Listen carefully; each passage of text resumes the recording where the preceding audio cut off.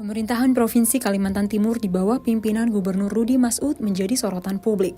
Hal ini dipicu sejumlah kebijakan yang menggunakan anggaran jumbo dan dinilai kontroversial. Gelombang kritik pun berujung pada aksi unjuk rasa besar-besaran di Kalimantan Timur, salah satunya aksi 214 Jilid 2 oleh mahasiswa dan buruh. Ragam kontroversi muncul seperti pada Februari 2026. Saat itu Pemprov Kaltim disorot terkait pengadaan mobil dinas mewah senilai 8,5 miliar. Memakai Range Rover, Gubernur Kaltim mendapat kritik keras karena dianggap hedonis dan tidak mencerminkan empati di tengah kondisi masyarakat. Kalimantan Timur adalah miniatur daripada Indonesia. Tamu daripada Kalimantan Timur itu bukan hanya kepala daerah se-Indonesia, tetapi juga adalah dari global. Masa iya kepala daerahnya pakai mobilnya ala kadarnya? Jangan dong. Iya kan? Jaga dong marwahnya Kaltim. Ini marwahnya Kaltim, marwahnya masyarakat Kalimantan Timur. Mobilnya ada di Jakarta.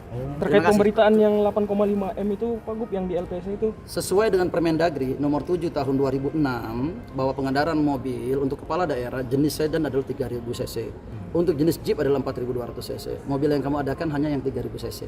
Persoalan harga, ada rupa, ada harga. Meski pada akhirnya, pemerintah Provinsi Kaltim mengatakan mengembalikan mobil dinas tersebut. Pengadaan mobil dinas 8,5 miliar ini juga sempat disinggung oleh Presiden Prabowo. Banyak pejabat itu terlalu banyak, menurut saya ya tidak efisien. Anda lihat sendiri, kita buka-bukaan ya. Ada kabupaten, apa kabupatennya? Pemerintah daerah, dia beli mobil dinas gubernur berapa? 8 M. Ya, provinsi ya, ada tuh provinsi. Gubernur provinsi. Kaltim. Gubernur. Saya presiden di Republik Indonesia, saya pakai mobil mau buatan Indonesia. Iya kan? Harganya 700 juta itu. Mungkin karena ini presiden ya. Ada apa namanya? Anti peluru, mungkin harganya 1 M. Tapi tidak 8 M. Coba kita selidiki semua. Efisiensi habis itu kunjungan kerja. Sudahlah, itu yang kita minta, kesadaran, rasa tanggung jawab, ya kan? Bupati, kerja untuk rakyatmu. Gubernur, kerja untuk rakyatmu, ya kan? Itu yang kita minta. Tak lama berselang, pada awal April 2026 kontroversi kembali muncul. Kali ini terkait anggaran renovasi rumah dinas gubernur yang mencapai 25 miliar. Renovasi tersebut mencakup sejumlah fasilitas seperti akuarium air laut hingga kursi pijat. Muncul juga sorotan terkait anggaran makan Pemprov yang mencapai 10 miliar. Meski begitu, Rudi mengatakan bahwa anggaran makan tersebut menurun setiap tahun. Puluhan tahun tidak ditempatin ya. Tentu banyak hal yang harus dibenahi dan semuanya dan sebagainya. Yang jelas semuanya prosesnya sesuai dengan SOP semuanya, sesuai dengan operasional prosedur semuanya. Di situ dianggarkan, dibahas di APD, dibahas dengan teman-teman DPR dan disetujui oleh Kementerian Dalam Negeri. Intinya semuanya transparan, akuntabel, semuanya bisa dipertanggungjawabkan pastinya.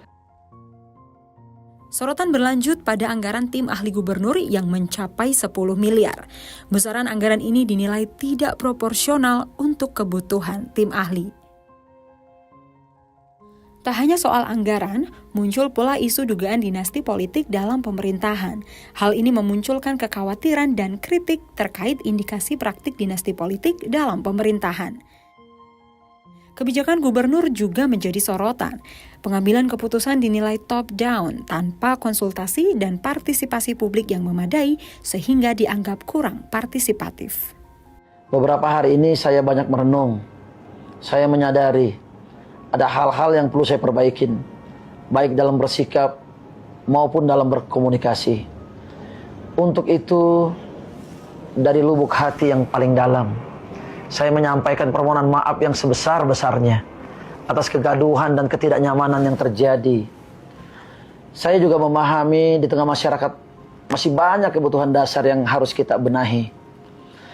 Oleh karena itu, ketika muncul informasi terkait renovasi rumah jabatan dengan nilai yang cukup besar. Termasuk di dalamnya beberapa item yang menjadi sorotan seperti kursi pijat dan akuarium air laut. Wajar jika hal tersebut menimbulkan rasa tidak nyaman dan pertanyaan di masyarakat. Perlu kami sampaikan secara jujur bahwa perencanaan paket renovasi rumah 25 miliar tersebut memang sudah ada sebelum kami menjabat. Namun saya menyadari sebagai gubernur saat ini tanggung jawab tetap ada pada saya. Saya juga harus meneliti lebih dalam, memilah dan memastikan prioritasnya benar-benar sesuai dengan rasa keadilan masyarakat. Karena itu saya tidak mencari alasan. Ini adalah tanggung jawab saya. Sebagai bentuk komitmen, saya akan mengambil langkah. Yang pertama, saya akan menanggung secara pribadi item renovasi rumah dinas yang di luar fungsi kedinasan, termasuk kursi pijat dan akuarium air laut. Seluruh item dalam paket renovasi akan kami evaluasi dan audit ulang secara terbuka agar masyarakat dapat melihat dengan jelas dan ikut mengawasi. Ke depan, kami juga akan melakukan penyesuaian agar penggunaan anggaran fasilitas pimpinan lebih sederhana dan lebih berpihak pada kebutuhan masyarakat. Kedua, sebagai bentuk menjaga kepercayaan publik, mulai esok, saya juga akan meniadakan keterlibatan keluarga dalam peran struktural yang berhubungan langsung dengan pemerintah Provinsi Kalimantan Timur, termasuk wakil ketua tim ahli gubernur untuk percepatan pembangunan. Kami juga akan membuka ruang transparansi yang lebih luas, agar setiap kebijakan bisa dipahami dan diawasi bersama. Masukan dan kritik yang disampaikan masyarakat saya terima sebagai bentuk kepedulian dan cinta terhadap Kalimantan Timur.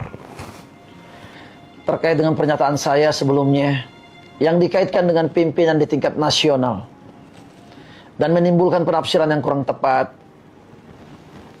saya juga memohon maaf yang sebesar-besarnya dan sedalam-dalamnya. Saya menegaskan bahwa tidak ada maksud sedikit pun untuk membawa atau membandingkan pihak manapun ke dalam konteks yang tidak semestinya. Ke depan, saya akan lebih berhati-hati dalam bertutur kata agar tidak menimbulkan persepsi yang keliru. Akumulasi berbagai kontroversi ini diduga memicu aksi demonstrasi pada 21 April 2026 dan berlanjut dengan aksi lanjutan atau jilid 2 pada awal Mei 2026. Masa mahasiswa dan buruh turun ke jalan beraksi di depan kantor gubernur dan gedung DPRD Kalimantan Timur.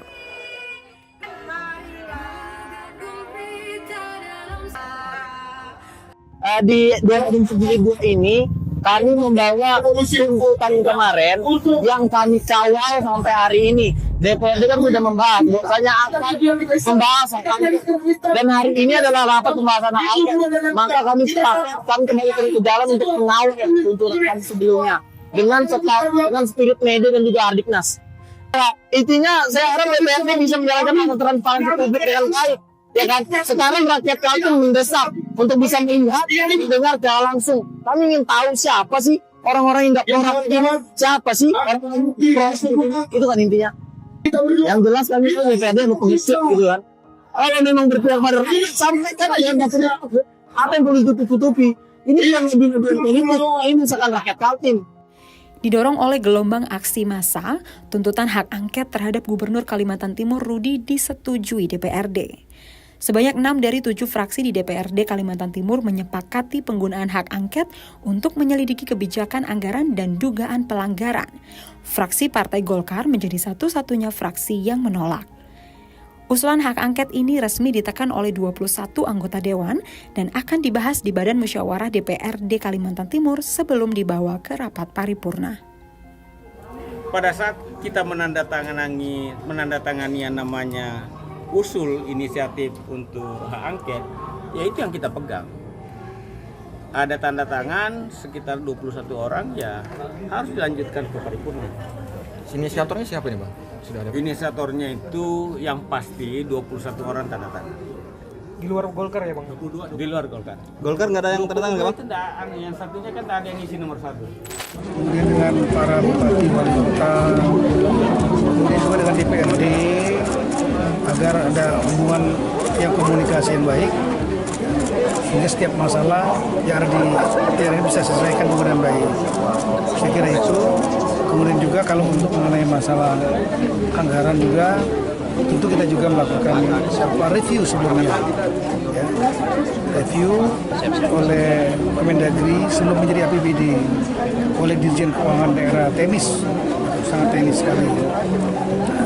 Jadi termasuk masalah efisiensi anggaran dan lain-lain itu menjadi perhatian dari kita semua.